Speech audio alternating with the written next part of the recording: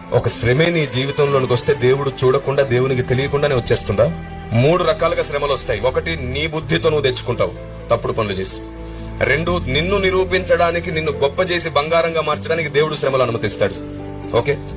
3వది, నీ చుట్టుండే వారి వల్ల కూడా నీకు శ్రమలు వస్తాయి, బాధలు వస్తాయి. నువ్వు ఎంత బాగున్నా నీ చుట్టుండే నీ ఫ్యామిలీయో, బంధువులో, స్నేహితులు ఎవరి వల్లనే శ్రమలు వస్తాయి. ఈ 3 రకాల శ్రమలను కూడా ఎదిరించే శక్తి పరిశుద్ధాత్మ దేవుడు నీకు ఇస్తాడు. ఆమేన్.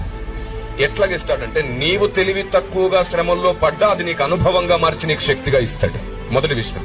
2వది, దేవుడు గాని శ్రమలు అనుమతించాడు అంటే నువ్వు అదృష్టవంతుడివే, ఎందుకంటే నీ అంతస్తు పెంచబోతున్నాడు.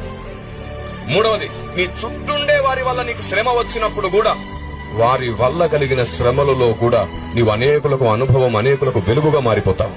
Praise the lord. అక్కడ నీ ప్రేమ పరీక్షించబడుతుంది, అక్కడ నీ ఓర్పు పరీక్షించబడుతుంది, అక్కడ నీ సహనం పరీక్షించబడుతుంది. మనం ఏం చేస్తాం తెలుసా? శ్రమ రాగానే తొలగించు ప్రభువా అని ప్రార్థిస్తాం. తప్పు ప్రార్థన. కీడు నుండి తప్పించు ప్రభువా అని అడగండి. కీడు అంటే